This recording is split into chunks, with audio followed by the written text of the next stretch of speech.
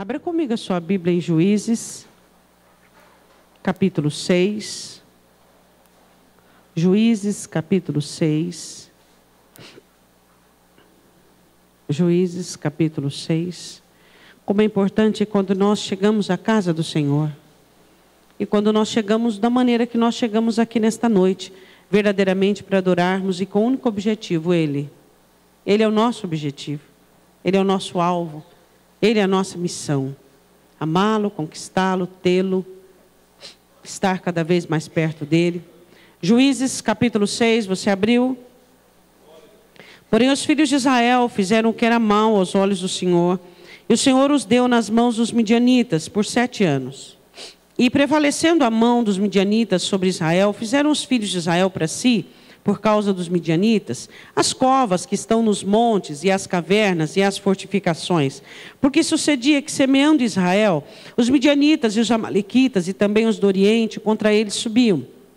E punham-se contra ele em campo, e destruíam os frutos da terra até chegarem a Gaza.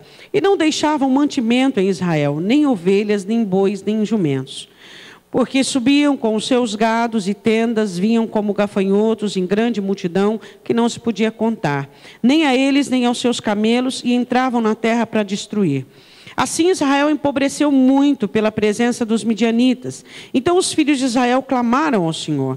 E sucedeu que, clamando os filhos de Israel ao Senhor por causa dos midianitas, enviou o Senhor um profeta aos filhos de Israel que lhes disse: assim diz o Senhor, Deus de Israel, do Egito eu vos fiz subir, e vos tirei da casa da servidão, e vos livrei da mão dos egípcios, e da mão de todos quantos vos oprimiam, e os expulsei de diante de vós, e a vós dei a sua terra. E vos disse: eu sou o Senhor vosso Deus, não temais aos deuses dos amorreus, em cuja terra habitais, mas não destes ouvidos à minha voz. Podei-vos assentar.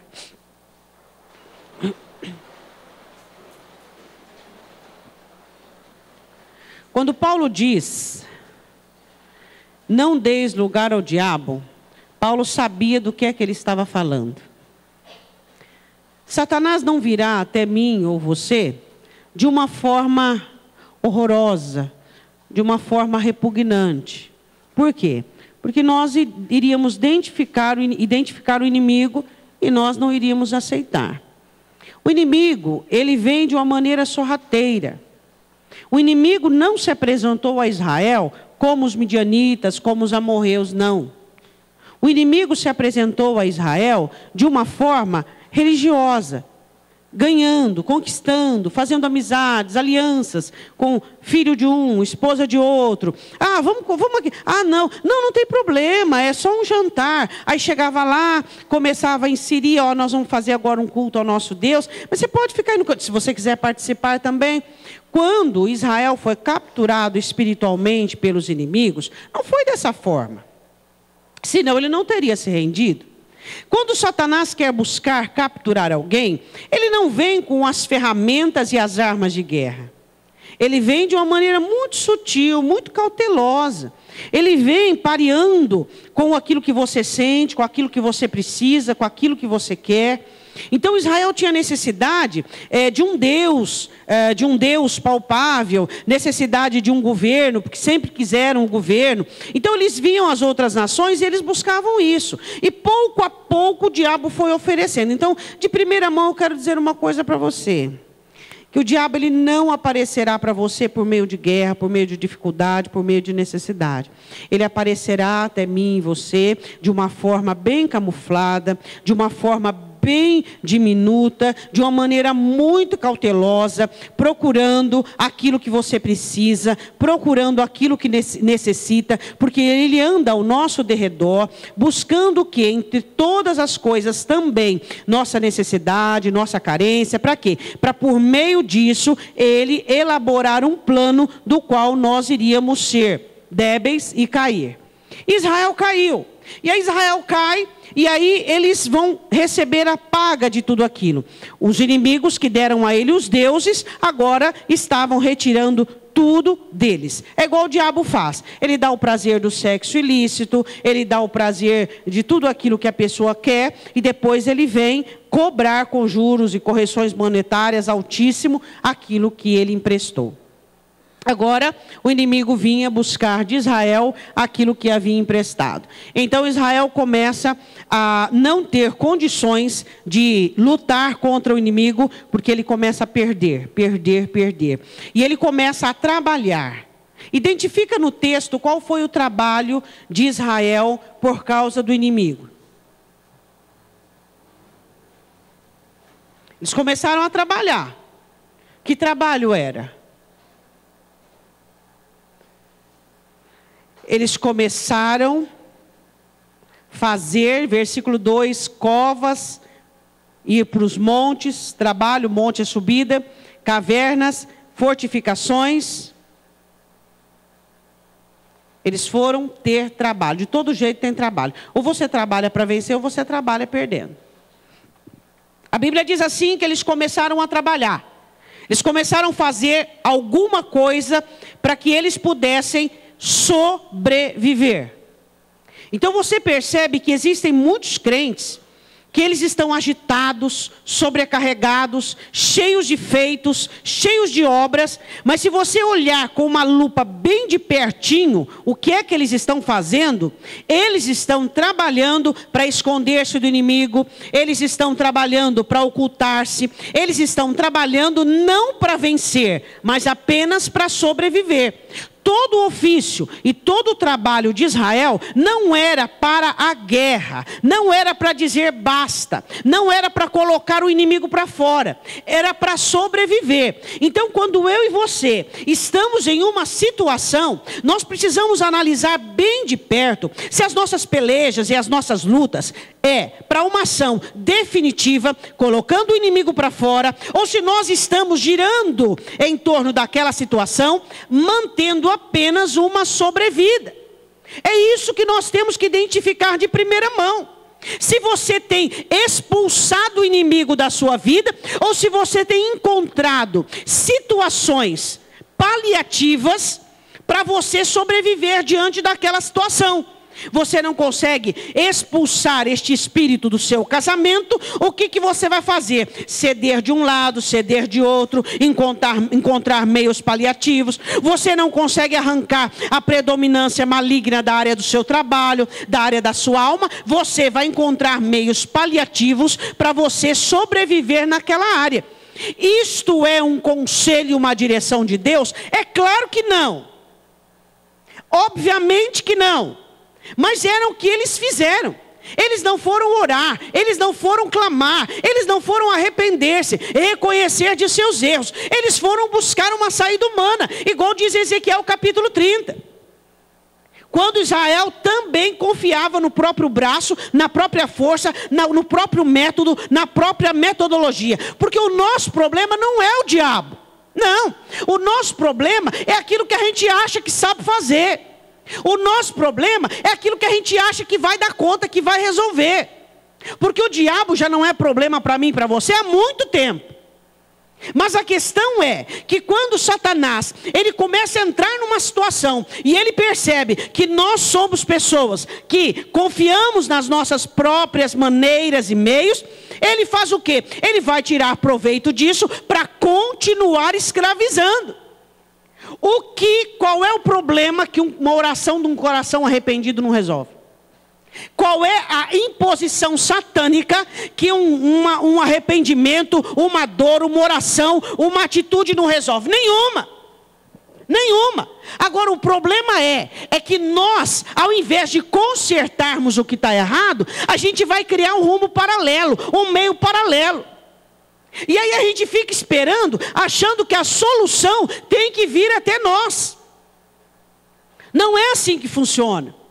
Por quê? Porque nós precisamos ser responsáveis por aquilo que nós provocamos.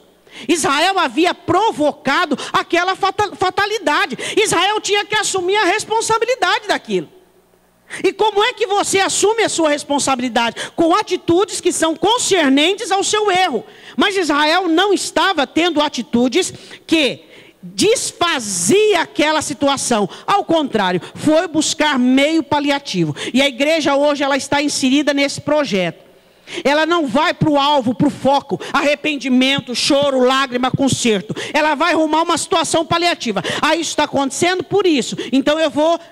Isso está acontecendo porque alguma coisa eu fiz que desagradou a Deus. Então o meu conserto é com Deus. O meu problema é com Deus. E vou acertar com Ele. Não adianta você achar que você tem uma bula, que você tem um mapa para resolver os seus problemas. O homem não pode receber nada se do alto não lhe for dado. E não é a religião que resolve os nossos problemas, mas o próprio Cristo. Ele resolve os nossos problemas. Não é a minha religião, nem a sua religião que vai resolver os nossos problemas, mas é a ação de Cristo dentro da nossa vida. E a Bíblia diz assim que eles começaram a empobrecer, ou seja, passar fome. E então eles começaram a clamar ao Senhor. Eles podiam ter clamado no começo, ter buscado no começo, mas clamaram apenas quando a carne dói. E a Bíblia diz assim que o Senhor envia um profeta a eles. O Senhor envia já de primeira mão o libertador? Não. E o profeta é enviado a eles, e o profeta disse a eles: olha, eu vos tirei do Egito, eu vos dei a terra do inimigo, eu os sustentei, eu dei vitória. A única condição era que vocês não aceitassem o modo de viver deste povo.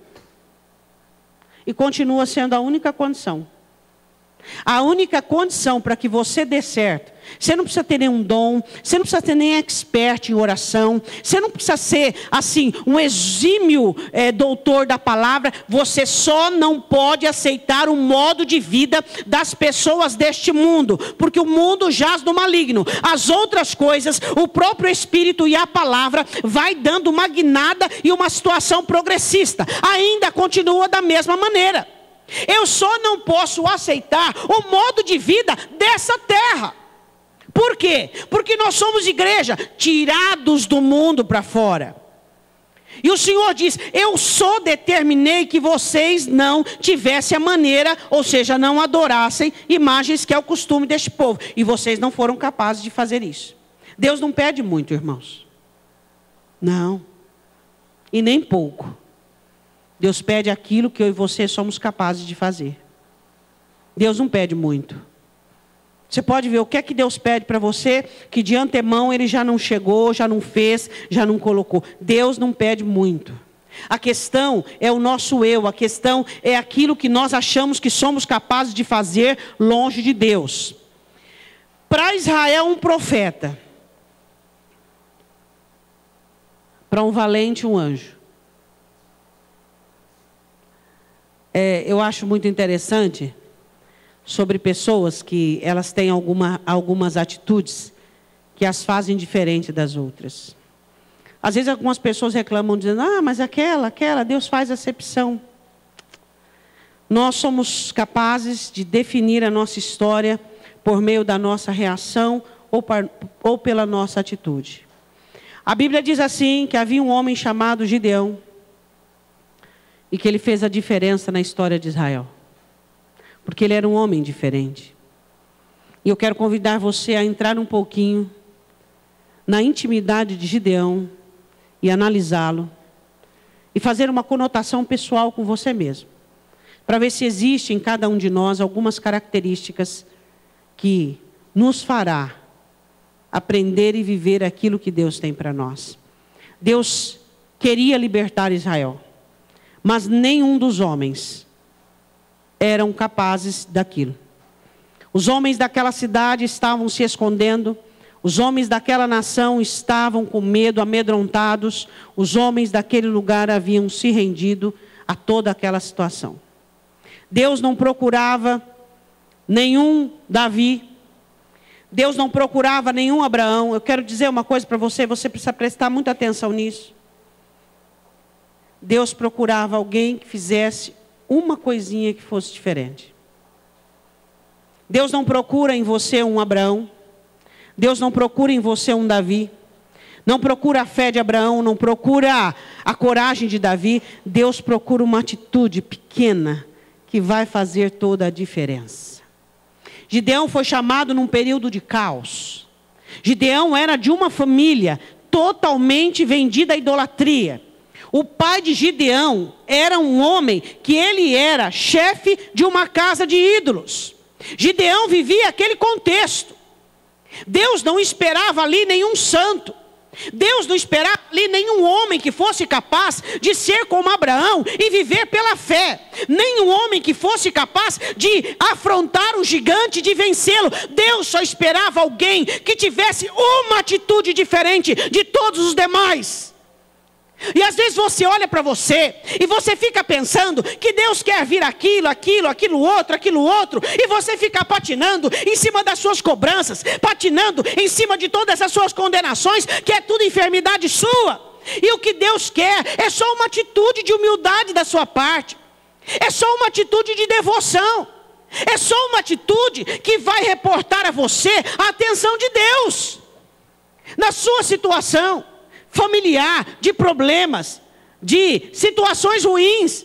Deus não quer que você seja um gigante. Deus não quer, não. Deus só quer que você tenha uma atitude diferente de todos os demais. É só isso que é necessário. O resto Deus faz. Você olha para Deus e diz: Senhor, eu não tenho a fé de Abraão. Eu não tenho o ânimo de Josué. Senhor, eu não tenho a coragem de Davi, nem a santidade de Daniel. Senhor, eu não tenho o coração de José. Senhor, mas eu tenho uma atitude. E essa atitude eu me esforço e luto para poder manifestá-la diante de Ti. E você tem a certeza que o nosso Deus está em busca de pessoas que se esforçam, que gemem para fazer uma pequena diferença aos olhos dos outros, mas suficiente para atrair os olhos de Deus, para atrair o interesse de Deus. O que Gideão estava fazendo? Ele havia colhido um pouco de trigo, e ele não podia malhar o seu trigo com os seus bois. Não, nem tinha animal para isso, e nem trigo em abundância para isso. Então ele foi escondido para não perder aquilo que tinha, numa cavidade de uma rocha, onde se chamava um lagar, onde as pessoas pisavam com os pés as uvas. E ali havia um rego, e aonde existia aquela saída daquele suco. E a Bíblia diz assim, que ali ele estava com muita dificuldade. Quando você faz aquilo que é necessário, você faz com muita dificuldade, mas você faz. Eu sempre digo uma coisa para você: coisas fáceis é para os fracos, as coisas difíceis são para os filhos de Deus. Gente fraca pega o lado bom das coisas, é aquilo que é fácil. Os filhos de Deus vão em cima daquilo que é forte, daquilo que é pesado. Deixa que eu consigo. E a Bíblia diz que ele estava ali naquela dificuldade tremenda, porque a cavidade de uma rocha não era muito alta, e para malhar o trigo com a vara, ele precisava levantar a vara e ter uma velocidade necessária, uma força necessária para que os trigos pudessem se soltar. Só que ele não tinha o dia inteiro para fazer isso. Trabalhava contra ele o ambiente, trabalhava contra ele o que estava lá fora, e trabalhava contra ele o tempo. Ele não podia se demorar muito, porque ele podia chamar a atenção de algum vigia, seja de midianita ou de quem for. Ele não tinha o espaço de uma maneira adequada, porque ele tinha que fazer sacrifícios. A força tinha que ser maior. Imagina uma vara e batia no teto e não vinha com a mesma veemência. Ele tinha vários desafios para levar o pão para casa. Só que ele não deixou de fazer por causa dos desafios, por causa da dificuldade. Ele poderia dizer, como alguns de nós que somos crentes: mas se o Senhor fizesse com que os midianitas, os amorreus voltassem para o lado leste, eu malharia ali. Mas não tem eira, não tem nem boi, esse pinguinho de trigo, o que eu vou fazer com esse pinguinho de trigo aqui? É tão pouquinho que não vale nem a pena malhar. Já que é para morrer de fome, a situação já está feia, que fique mais feia ainda. Você percebe a diferença da constituição posicional deste homem com os dos crentes da atualidade? As pessoas têm aquele pouco, e eles não vão trabalhar sobre aquele pouco. Simplesmente elas abrem mão de tudo. Por quê? Porque elas acham que Deus está no muito, que a glória, que o poder, eu quero Deus, mas eu quero muito, eu quero a fartura, eu quero tudo bom. Elas não conseguem entender que Deus nos exercita naquilo que é de pouco, naquilo que é pequeno. Ali vai ser formado a estrutura da nossa alma, a estrutura da nossa idoneidade. A Bíblia diz assim no versículo 11: então o anjo do Senhor veio e assentou-se debaixo do carvalho que está em Ofra. O Senhor vai debaixo de um carvalho. Era um carvalho qualquer. Era um carvalho que dava ao anjo do Senhor a visão de Gideão. O Senhor vai vir à terra. E quando ele vem à terra, ele vai em qualquer lugar? Não, ele vai num lugar onde dá a visão para você. Onde dá para olhar você ali, é o endereço do Senhor. Ele está olhando você. O Senhor está observando tanto eu quanto você. E a Bíblia diz assim: e Gideão, seu filho, filho de Joás, estava malhando trigo no lagar. Com qual objetivo? Para o salvar do inimigo. Eu queria que você... É difícil as pessoas andarem com Deus sem conhecê-lo. Eu acho que os crentes que se dedicam em conhecer a Deus têm vantagem de muita gente. Você já percebeu que Deus é um Deus que chama pessoas que trabalham? Pessoas que estão fazendo alguma coisa com aquilo que tem? Quando Deus chamou a Davi, quando alguma atenção de Deus para Davi, o que Davi estava fazendo? Apacentando ovelhas.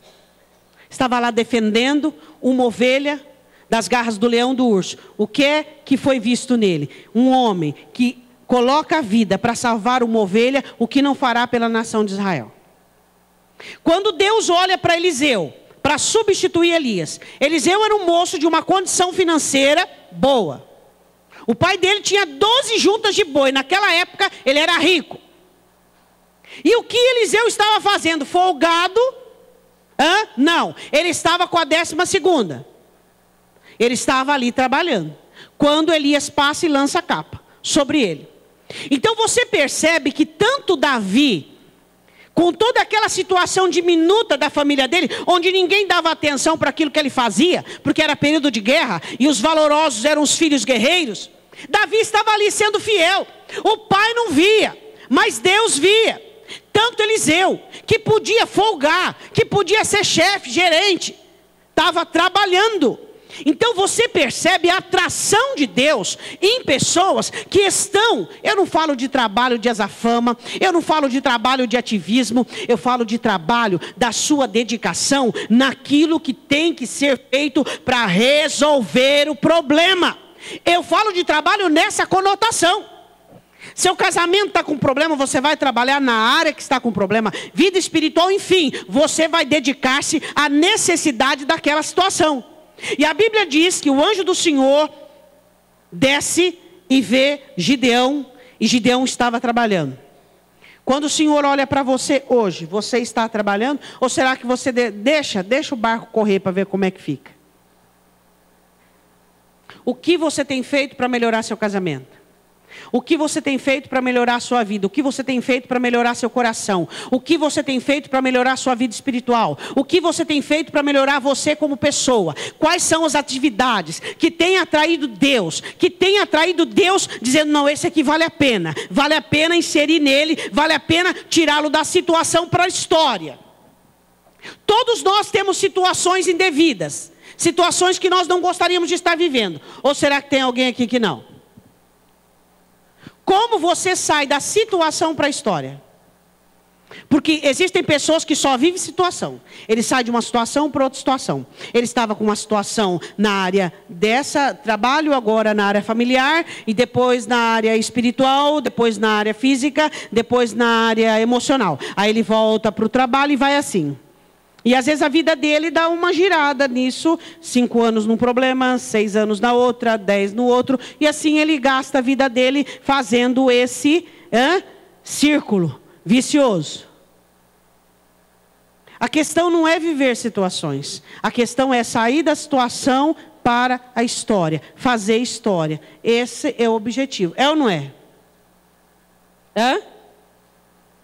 Situação? Todos nós temos uma indevida. Todos nós temos uma indesejada. Você não gostar dela não vai tirar você dela. Você reclamar dela não vai tirar você dela. O que vai tirar você dessa situação é o seu posicionamento diante de Deus. O que você precisa entender, que você é maior que qualquer situação que você vive. E você tem que fazer história. Você tem que escrever a história da sua vida. Você tem que fazer a diferença. Não adianta você sofrer porque você está vivendo uma situação indevida. Você tem que fazer com que ela se torne parte, um capítulo apenas da sua história. Ela não pode definir o seu fim. Diga amém. Gideão estava vivendo uma situação muito difícil, como todo mundo estava. Todo mundo estava sofrendo. Gideão estava sofrendo, mas trabalhando. Gideão estava sofrendo, mas fazendo alguma coisa. Gideão estava sofrendo, mas tinha autoestima suficiente para ser inteligente e dizer: espera aí, se eu for junto com a turba, com os demais, eu estou perdido.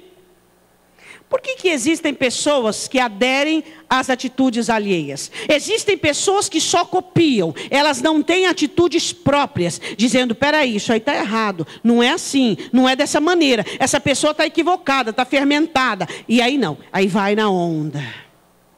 Quero falar um pouquinho sobre Gideão. Ele estava contrariando a maioria.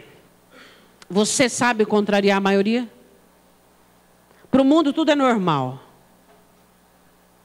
Às vezes o seu convívio lá fora, tudo é normal. Você precisa aprender a contrariar a maioria. Ele contrariou a maioria. Por quê? Porque ele tinha individualidade. Ele sabia o que ele queria fazer e como ele queria fazer. Segundo, ele estava buscando a autopreservação. Você tem se preservado? Aí eu quero fazer uma pergunta que te ajuda nisso. O que vai ser do seu amanhã? Você vai ficar doente com doenças psicossomáticas, doenças derivadas da alma atingindo o seu corpo, porque hoje você é ansioso, você é doente, você é amargurado, você. O que vai ser o seu amanhã? Se a Bíblia diz que aquilo que eu planto eu colho, então pelas sementes que eu estou plantando dá para eu deduzir o que eu vou colher. É ou não é? Hã? Ele era um homem que trabalhava pela autopreservação dele. Você tem feito alguma coisa para que amanhã tudo esteja nos conformes, tudo esteja dentro do planejado, do esquema. Nós estamos nessa campanha de José e nós falamos sobre sonhos, nós falamos sobre projetos, mas a questão é que muitos sonhos de alguns não coincidem com a qualidade do sonhador. Tem gente que sonha alto, mas é desse tamaninho. Hã? Figueira brava só para Zaqueu. Quem entendeu? É ou não é? Só para Zaqueu. Os seus sonhos têm que ser da altura. Sua determinação, sua fé, sua decisão, sua santidade. Se você sonha acima da sua altura, acima daquilo que Deus pode usar de você, você é abduzido. Hã? Porque Deus colocou em José o sonho de governo, porque José era capaz disso. O que você precisa entender? O que eu quero para amanhã? Eu preciso começar hoje. O que eu quero para o dia de amanhã? Eu preciso fazer hoje. Gideão era um homem que trabalhava com preservação. As mãos dele, terceira qualidade, as mãos dele eram mão ocupada. E a cabeça? Ocupada também. Com o quê? Pelo amor de Deus, eu não aguento mais. Onde já se viu eu malhando trigo aqui? Nossa, porque eu não aguento mais essa situação. Porque Deus me livre, porque Deus me livre. A cabeça dele estava ocupada com indagações salutares para aquele momento. Diga, momento de aflição é momento de autointerrogação. Os momentos que você passa de aflição na sua vida são momentos que você tem que se autoanalisar. Em todo tempo você tem que fazer isso. Mas se você está sofrendo, tem alguma causa. Se você está passando por uma situação, tem alguma coisa que você fez lá atrás. Pode ver que tem. Então você tem que analisar. Gideão estava com as mãos cheias, mas a mente dele também estava ocupada.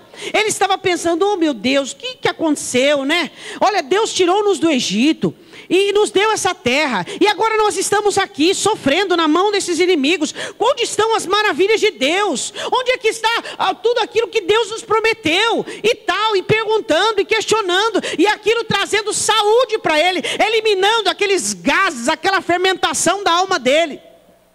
A Bíblia diz assim, que o anjo chega para ele e diz: o Senhor é com você, homem determinado, homem forte.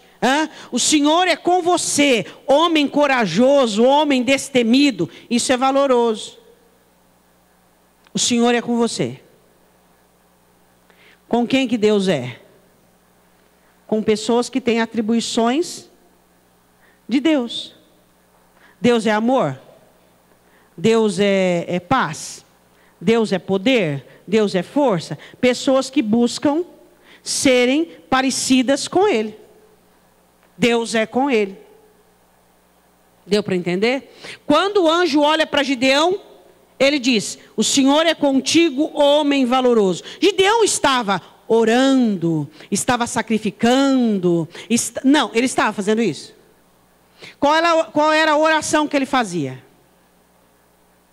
Ou você acha que você só ora quando fecha os olhos e dobra os joelhos?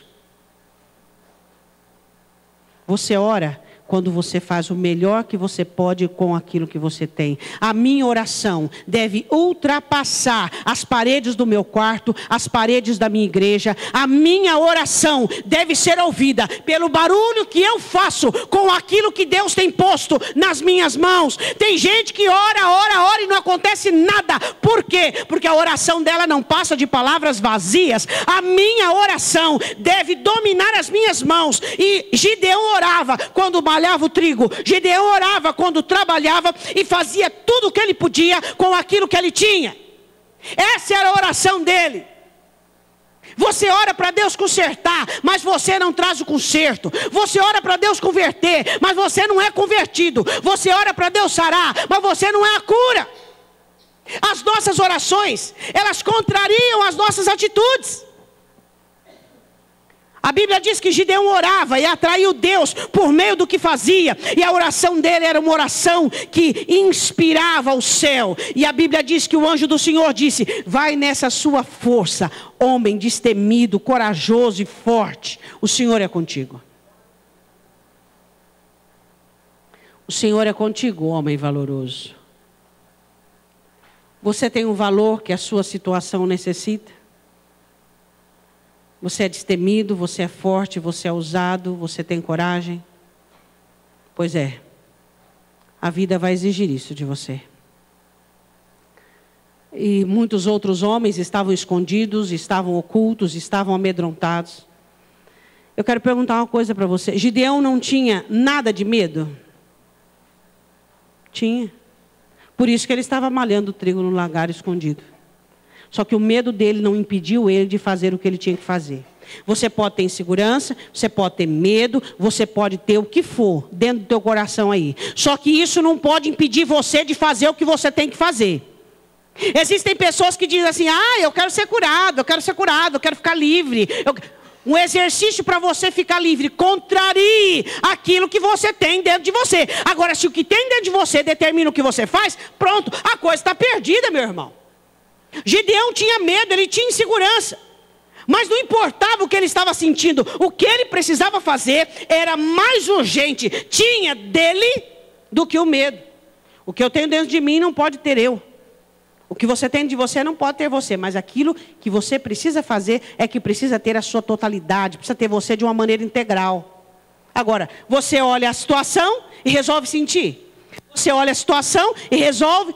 Aí quem pode ajudar? Deus? Não. Tem gente que atribui tudo para Deus, né? Se Deus não fizer, eu também não. O Senhor fala: quem não é comigo é contra mim. Quem comigo não ajunta está espalhando. A sua parte o céu não vai fazer. A sua parte o Senhor Jesus não vai fazer. Você que tem que fazer. A Bíblia diz assim que Gideão não identifica acha que é um profeta, alguma coisa nesse sentido, não sei o que ele pensou, porque ele vê que é um anjo do Senhor depois. Ele diz assim, mas Gideão lhe respondeu, versículo 3, meu Senhor, se o Senhor é conosco, por que tudo isto nos sobreveio? Você acha que Gideão não sabia que era por causa da idolatria? Estava escrito. Existe muita coisa na aflição que você esquece. Por que o anjo não perdeu tempo para explicar para Gideão? Porque não era falta de conhecimento.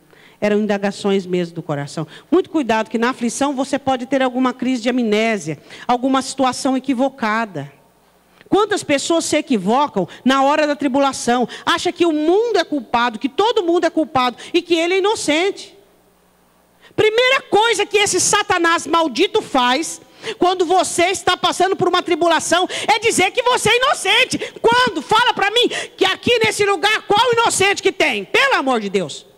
Essa é a maior mentira de Satanás. Dizendo que você não tem culpa, que não foi por mal. Peraí. Você vai cair na conversa do diabo, dizendo que você não tem culpa, que não foi por mal, que você era inocente e que não. Não deixe Satanás te engodar com esse tipo de conversa.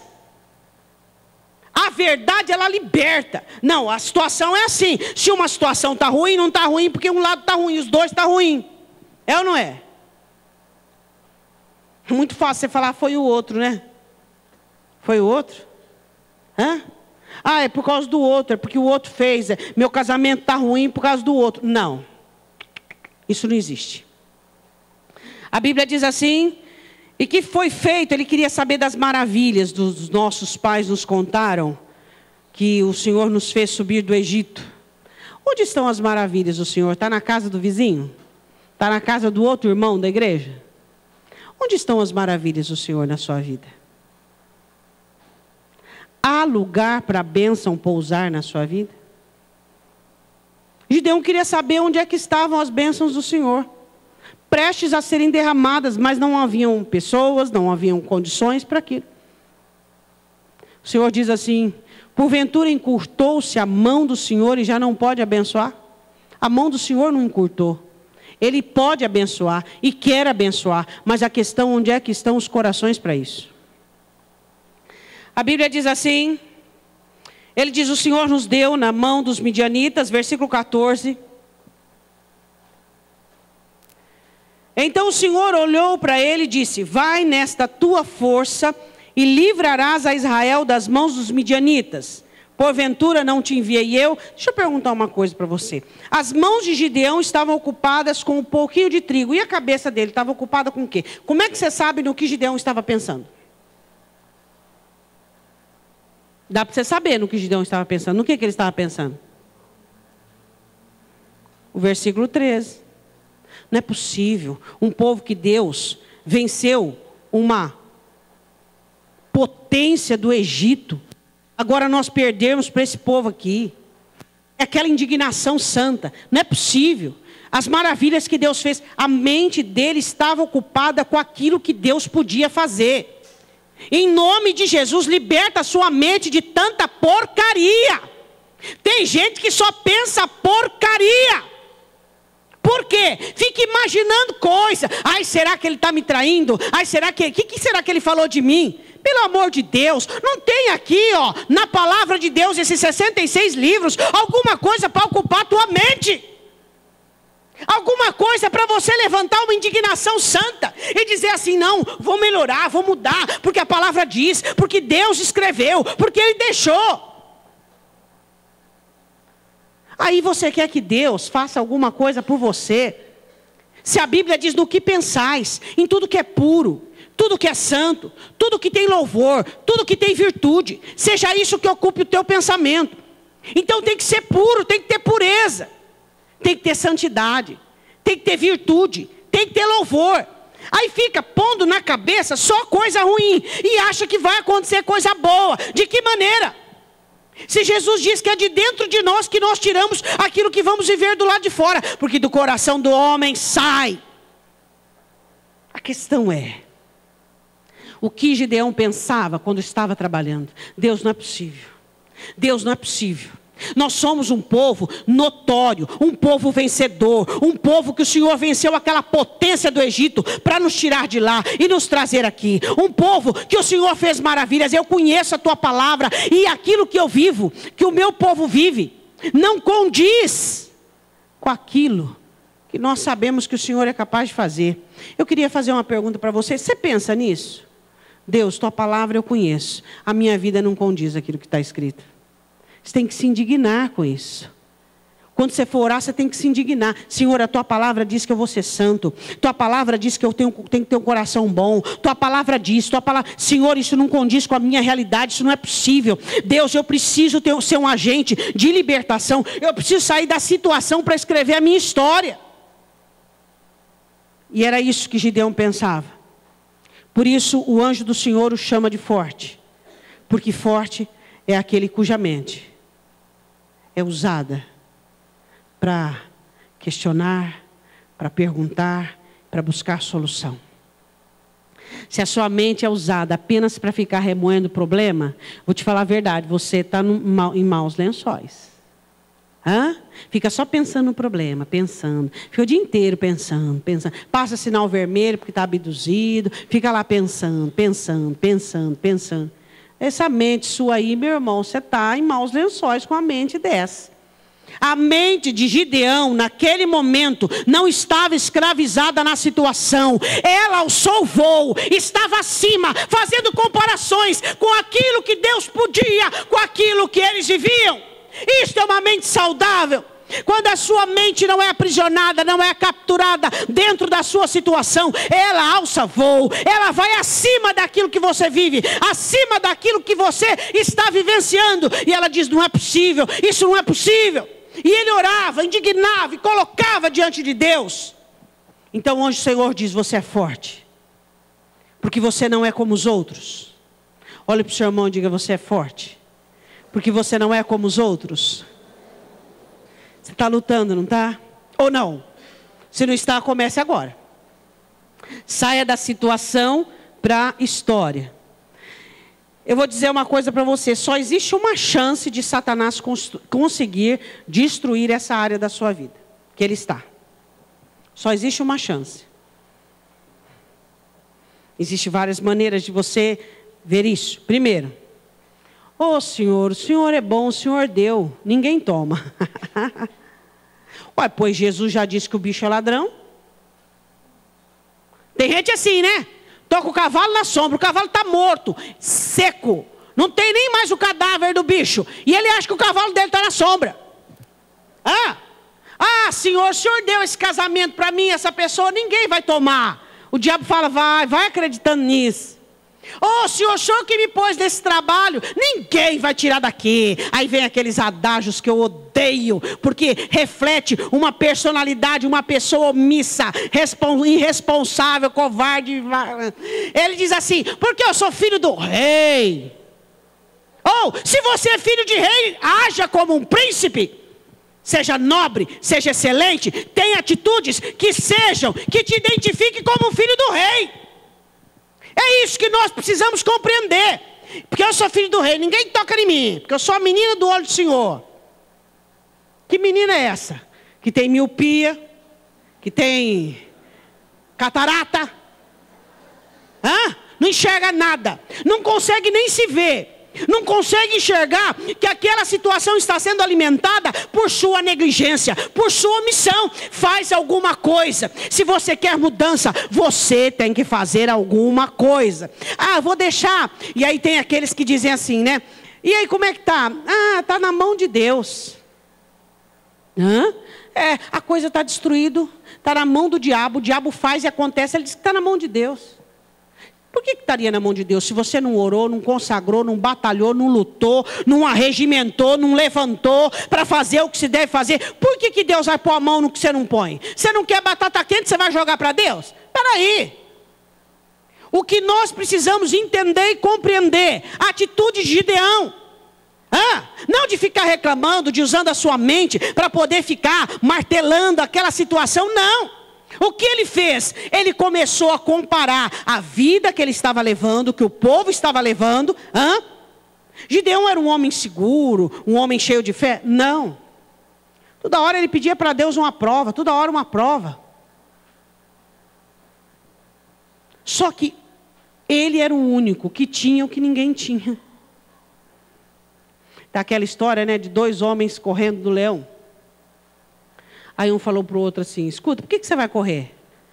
Não tem jeito de fugir. Ele fala: não preciso correr mais que o leão, preciso só correr mais que você. Não é? A questão é, você não precisa ter tudo.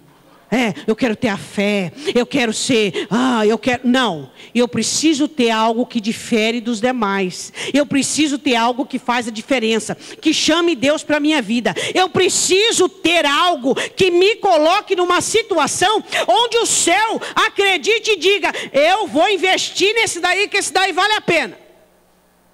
É isso só o que você precisa ter. É só isso que Deus está à procura. Você observa os grandes heróis, aqueles que fizeram história. Eles foram construídos no decorrer do tempo. O que eles tinham de início, o que ninguém tinha. Chegaram a ser grandes heróis? Chegaram. Mas depois do trabalhar, depois do mover, depois da obra, no início, eles só tinham o que ninguém tinha.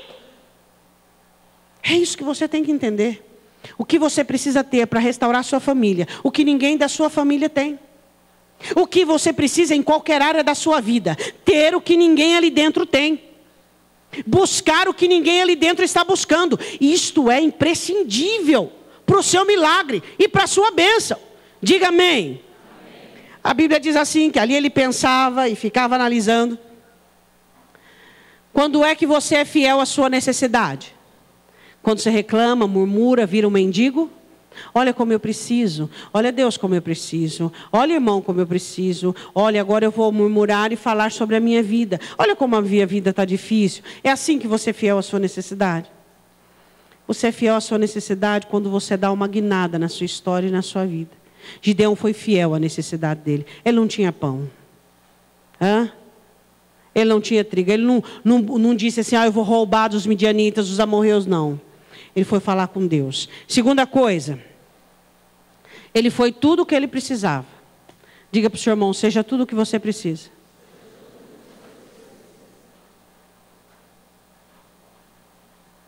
Se nós saíssemos daqui com essa frase e você pusesse ela em prática: seja tudo o que você precisa.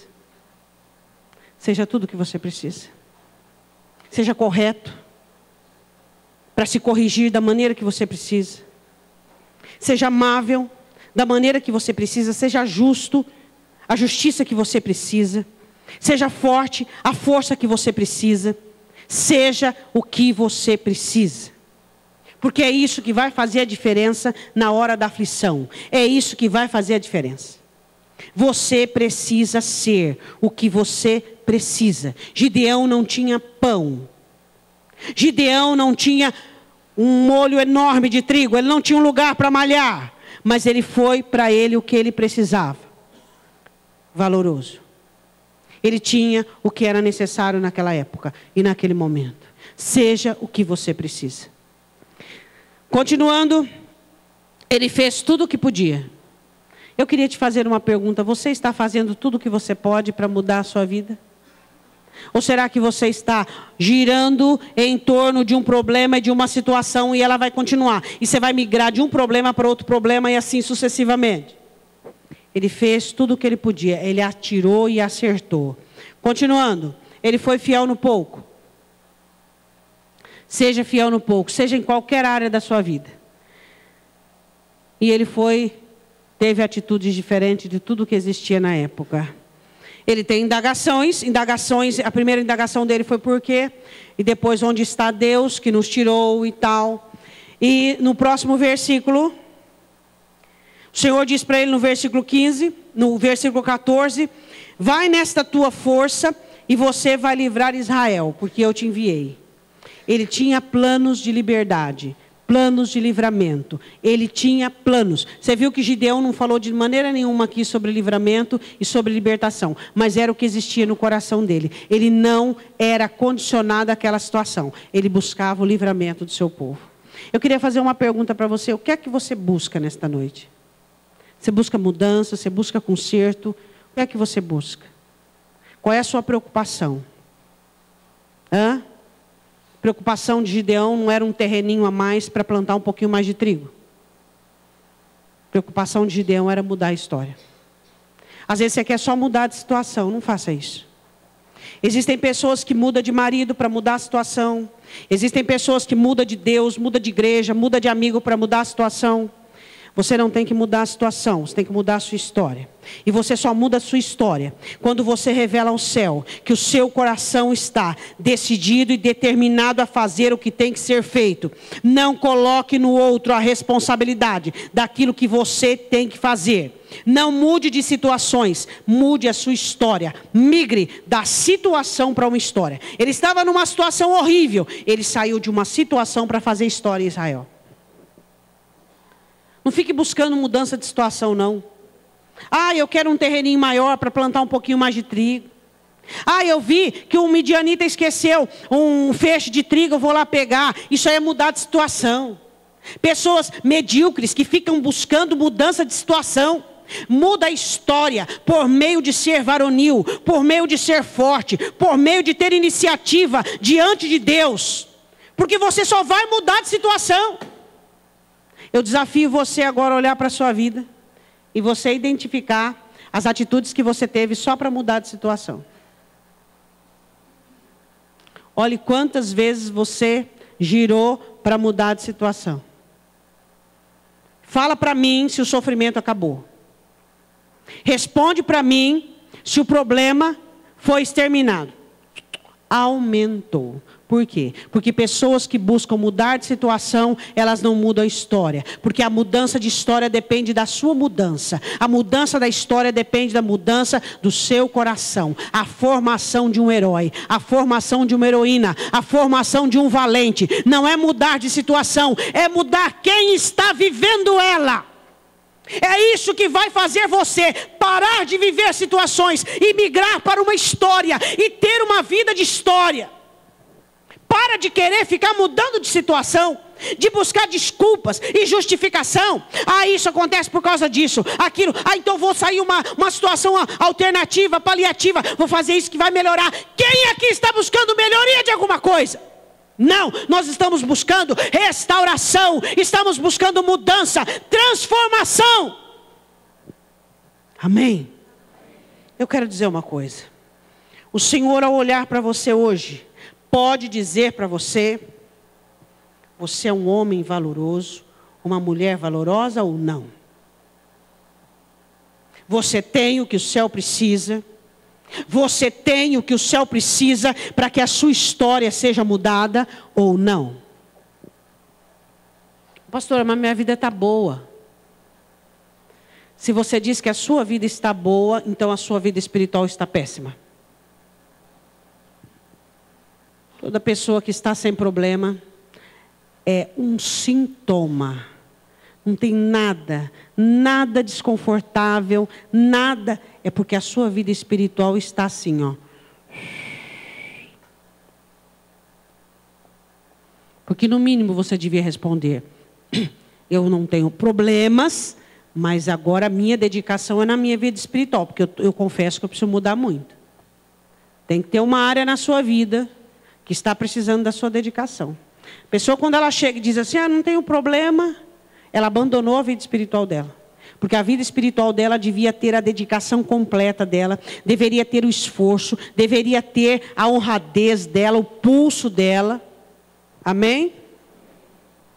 Bom, ele é chamado por Deus para ser um libertador de Israel. De malhar o trigo para malhar os midianitas. Eu gosto de dizer isso toda vez que eu digo de Gideão.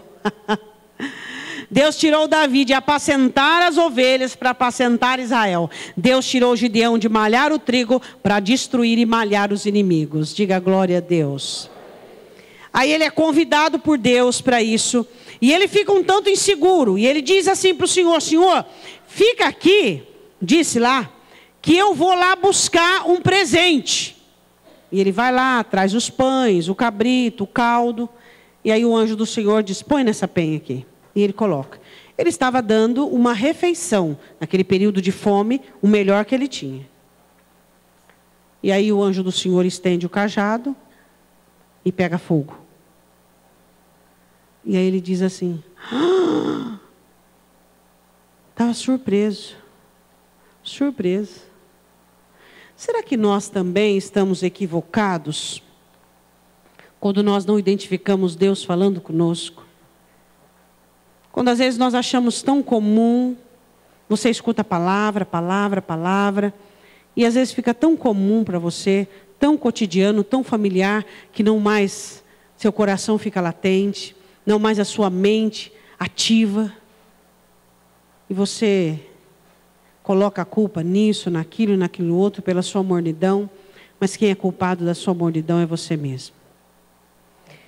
Gideão não reconhece, mas quando ele vê o fogo sendo ateado, ele diz assim no versículo 22, então viu Gideão, ali ele viu que era o anjo do Senhor e disse, Senhor Deus, pois viu o anjo do Senhor face a face, ele achou que a vida dele ia acabar ali.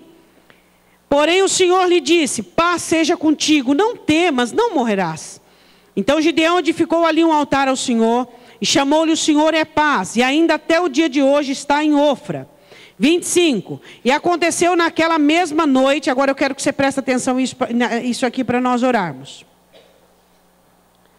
Gideão dá um presente, esse presente se torna uma oferta ao Senhor de cheiro suave. E Gideão faz um altar ali, dizendo, o Senhor é a minha paz, de aliança, de restauração. Só que Deus queria um sacrifício de Gideão para que pudesse salvar o povo. Gideão ia ter que fazer algo muito difícil. Ia ter que ter muito mais coragem para pegar o segundo boi do pai, que era consagrado a Baal, e consagrá-lo ao Senhor, destruir os bosques, e pegar toda a madeira do poste ídolo e fazer um sacrifício a Deus. Ele precisava fazer aquilo para trazer expiação para Israel.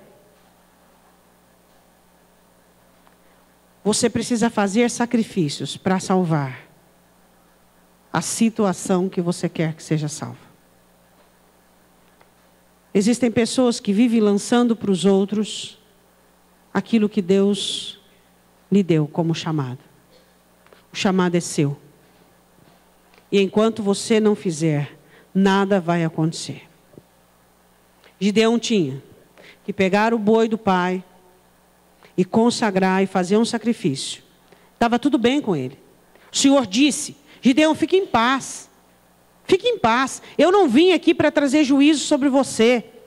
Fique em paz, paz seja contigo. Ou seja, está tudo bem entre o céu e você. Mas não está tudo bem entre Israel e Deus.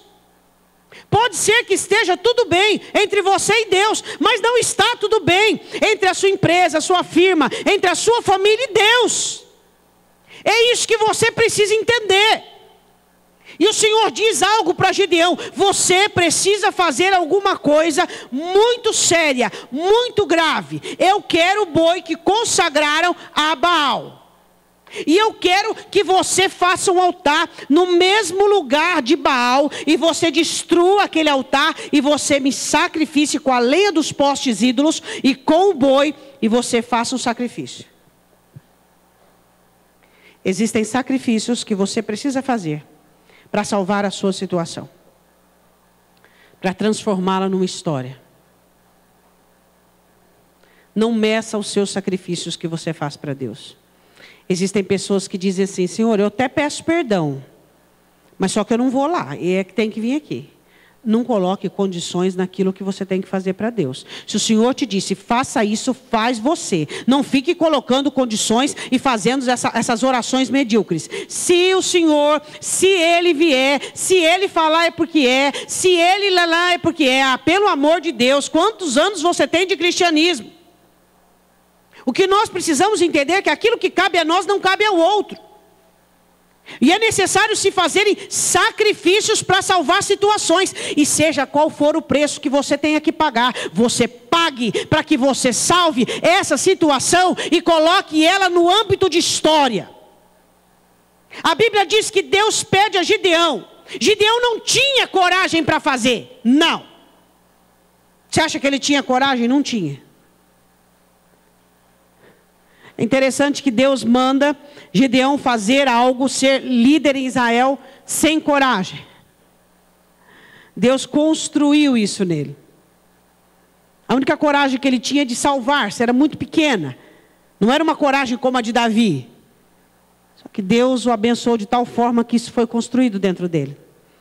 E a Bíblia diz assim que ele ficou com medo. Ele falou, eu não posso fazer isso de dia, eu não tenho coragem para isso. Eu só posso fazer isso de noite. Pois ele fez de noite. Mas ele fez. O que você tem que fazer, você tem que fazer.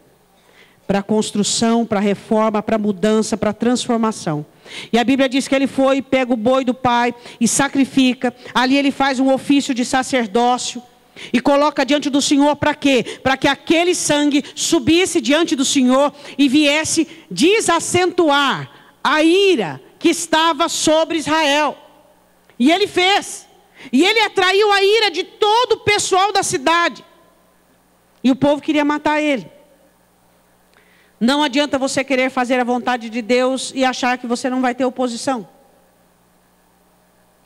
Existem pessoas que condicionam, elas querem fazer a vontade de Deus, mas elas não querem ter oposição. Elas querem agradar a gregos e troianos. Isso você não vai conseguir nunca, não existe. Para fazer a vontade de Deus, é necessário você contrariar algumas pessoas. E ele foi levantado por Deus para salvar aquela situação, aquela nação. Você é levantado por Deus para salvar, quem sabe, alguém que está perto de você equivocado. Só que você não abre a boca, porque você não quer ferir, você não quer machucar, você não quer contrariar, você não quer dizer o oposto. Você fica vendo a pessoa marchando para o lugar errado. Você fica vendo a pessoa fermentada. Você fica vendo a pessoa agindo em direção oposta. E você fica, mas ele é crente, ele sabe. Mas ele, eu que vou falar. Por que não você? Por que não você não vai chegar e falar, ô fulano, a situação que você está vivendo vai te levar para isso aí. Está errado. Não está certo o que você está fazendo. Eu tenho saudade daquilo que o escritor diz aos Hebreus. Exortai-vos uns aos outros no tempo que se chama hoje, para que ninguém se contamine pelo engano do pecado. Existem pessoas que não são exortadas por outras, estão contaminadas pelo engano de Satanás. Porque não existe mais pessoas valentes e corajosas, audaciosas, que chegam e dizem, assim está errado, dessa maneira não está correto. Você, não. Respeita a amizade mais do que o ser servo, a palavra. Respeita, que respeito é esse aí? Não, nada mais é do que medo, covardia. Que respeito? Isso é covardia. Você chegar para uma pessoa dentro da palavra de Deus, dizendo, a palavra de Deus diz isso, eu amo você, eu não quero que você pereça, eu não quero que você se comprometa, eu não quero. Isso é amor, isso é respeito pela vida dela, isso é dedicação. Não essa omissão miserável que nós estamos vivendo no dia de hoje. Um vendo o outro para o buraco, o outro vendo o outro se destruir e ninguém faz nada. Você tem feito alguma coisa por alguém? Deus chama Gideão para começar a livrar Israel. Você sabia que na guerra de Israel com os inimigos, Gideão não teve que guerrear na primeira força de milícia? Quando quebra-se o cântaro, todo mundo pensa que são barulhos, um começa a matar o outro. O que Gideão precisou com os 300 dele foi só ir atrás de líderes que tinham fugido. Por quê? Gideão salva Israel nesse sacrifício. Quando você se sacrifica, você está salvando a sua família, salvando a história de pessoas. O seu sacrifício traz situações salvíficas para as situações e para as pessoas. Aí você diz, por que eu? Eu queria que você fizesse essa pergunta antes. Por que foi você que quis casar? Ou não é? Já que nós estamos falando a verdade, vamos rasgar o verbo, não é não? Por que eu que tenho que abnegar? Por que eu que tenho que renunciar? Mas por que você diz, não, eu aceito? Por que eu, Senhor? Quando você estava tomando aquela decisão errada, todo fermentadinho, né? Todo cheio de si, por que você? Por quê? Não, porque é o seguinte, eu acho isso, penso isso. Por quê? Por que você não falou naquela hora? Porque eu? Não, peraí, eu não vou tomar essa partilha não, essa situação não. Por que não pergunta por que eu, quando estava errando, quando estava cometendo erro? Agora que o fubá já está misturado, aí pergunta por que eu? É ou não é? Gideão era de Manassés, a menor tribo e o menor na casa, o mais novo. E ele não pergunta por que eu, porque ele sabia que o pai dele era um chefe de uma casa de ídolos. Ele sabia onde é que estava o problema e por que ele tinha que fazer aquilo. Porque o boi do pai dele, criado com tanto afinco num período de seca, de fome, havia sido consagrado a Baal. Então ele sabia, meu irmão, da capivara da família dele. Por que você? Olha atrás. É porque eu que tenho que abnegar para salvar meu filho. Olha quanto abandono existiu. Olha quanta indiferença. Olha quanta situação. E agora é você sim. Não é porque eu não. É isso que nós... porque eu que tenho que salvar meu casamento. Rebobina a fita. É ou não é? Então hoje, você pergunta por que eu? Antes de depois, por que eu? Pergunta hoje. Peraí, mas por que eu estou tão frio assim? Por que eu estou tão mecânico? Por que eu estou tão rebelde? Por que eu estou... Por que eu? Se você perguntar hoje por que você e salvar-se, você não vai implicar isso na situação. Então você não vai dizer lá na frente por que eu. Entendeu? Então se você está sendo chamado para levantar uma situação, por que tem que ser comigo? Não faz isso não. Porque uma coisa é errar, outra coisa é ser injusto. Porque você rebobina a fita. Dá uma olhadinha na sua capivara. Aí você vai entender um pouquinho porque eu. Aí agora está muito difícil o preço? O preço está alto, a abnegação é alta, a renúncia é alta, o sacrifício é alto. Deus não pediu qualquer boi, pediu o melhor. E não pediu do vizinho, pediu do pai de Gideão. Ele ia trazer ali um problema familiar, mas ele fez. Por quê? Porque ele sabia do pecado do pai. Então não diga por que eu. Diga, eis-me aqui, Senhor. Eu sei o que é que o Senhor está pedindo para mim e por que o Senhor está pedindo. Eu sei. Senhor, por que eu tenho que ajudar esse meu amigo a recobrar a consciência, recobrar a lucidez? Porque você estava junto com ele no meio do fubá. Estava junto com ele no meio do problema. Quando foi fazer o fubá, você estava junto. Então agora, porque você que vai calçar a cara com a fibra do céu e dizer, você está errado, não é assim. Porque você estava junto lá. E é isso que nós temos que entender e compreendermos. Não se isente. Tem um versículo em Ezequiel 3:33 que eu morro de medo daquele versículo. Sobre vir sangue de pessoas sobre a sua vida. Pessoas que você entra num acordo com elas, nocivo, destrutivo, e depois você não faz nada para livrá-las. Você dá todo o apoio para elas quando elas estão no pecado, no erro, no engano, dá embasamento, e depois quando elas estão perecendo, precisando de ajuda, você diz, eu não tenho nada a ver com isso. Eu não, ele é crente, eu não, ele sabe o que ele faz. Quantas coisas irão ser requeridas das nossas mãos, e nós nem nos atentamos para isso. Como que você faz para sair da situação para a história? Da situação que você vive para escrever uma história. Eu queria que você fechasse os seus olhos.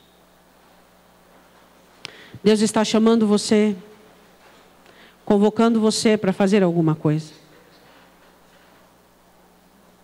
Quero chamar o louvor para vir à frente. Queria que você fechasse os olhos, agora é hora de você orar. Você vai falar com Deus neste momento. Fala com Ele. O Senhor está dizendo, eu estou te chamando, eu estou te convidando para sair das situações para a história.